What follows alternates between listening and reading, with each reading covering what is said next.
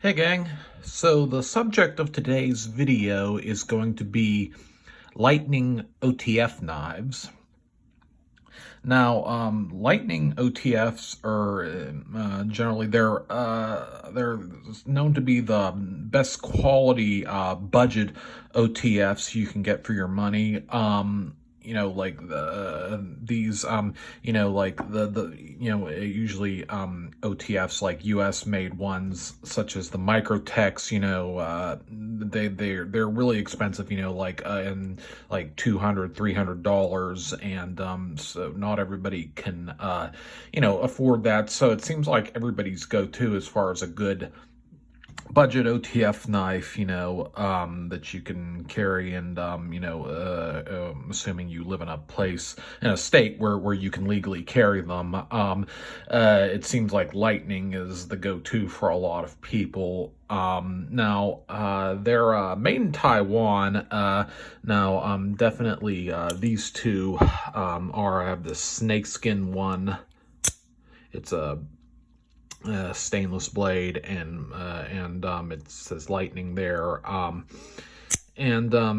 I like this one. However, it kind of like makes this rattling noise. I don't know why, but it's something that this one doesn't do. Now this one's all black. It has a kind of a rubber handle, rubber grip, I think this is,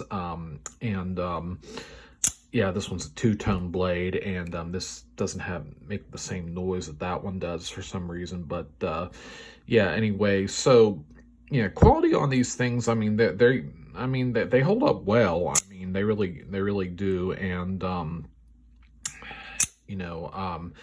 I think for what they are, that they're pretty decent knives, and so now I have this one here. Now this one I got at a flea market years ago. It doesn't say Lightning on it.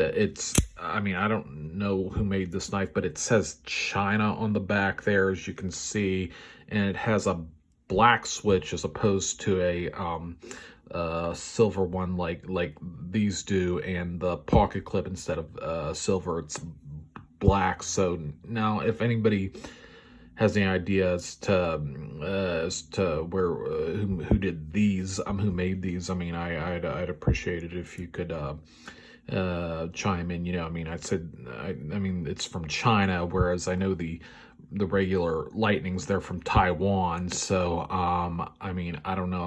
From what I understand, I think there are some Lightning OTFs that are being made in China now. I think probably like that Lightning Elite line that is available. I know from like Grindworks and those places, some have said those are China. So I don't know, but the original ones are definitely Taiwan, from what I understand. And anyway, so quality on this one, definitely, this one's definitely not as smooth as in the opening as these two are. The switch, it seems like you gotta apply a lot more pressure to it to get it to work, and it's just feels more rough overall, and it's more rattly, more it makes a noise going back in, as you can hear, whereas like it's not an issue with these two. This one's pretty smooth. It doesn't make a lot of that rattly, type noise going in or out, and yeah, these so this one and this silver snakeskin one, these get some pocket time for me. These actually, the box these came in, they came with this pouch here that you can put on your belt, and but I personally don't use these. I just simply I just choose not to, because it's just, sometimes I feel like they get in the way sometimes, it's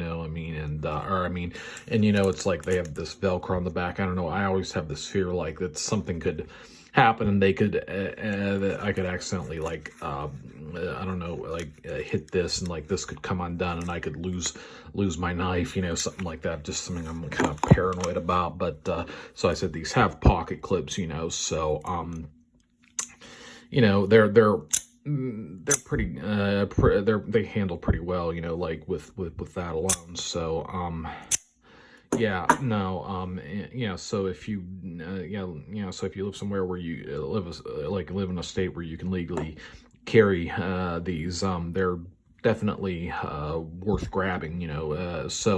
Like I said, in my state, yeah, where I live, yeah, I mean, before it used to be, we couldn't carry automatic knives. I mean, we could own them technically, you know. I mean, like if we only, basically the law was really fuzzy. It was only if you could if you were able to prove that you had it for collecting purposes, you know, I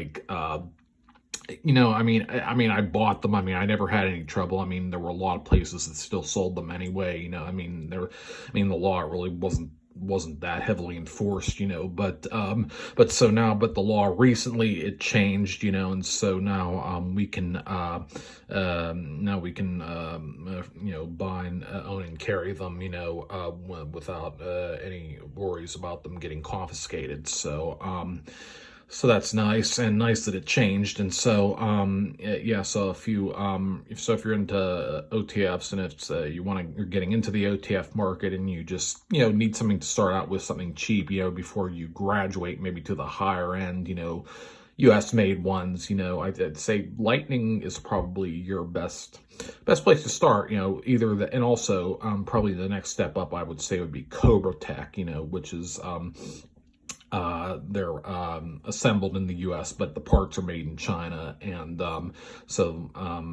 that's another good budget brand. Most of them you can get for under 100. So, and these Lightnings, you know, I mean, like usually they're like about 30 to 40 bucks, you know. That's what they run you, you know. And there's the Lightning Elites. I think they're a little bit less, you know, like in the 20s, you know. So yeah, so okay, anyway, so look forward to hearing your thoughts on these, and if you have any ideas to the origins of this Chinese one, which is this cheaper one here, I'd appreciate some insight on that. So okay, you have a great day.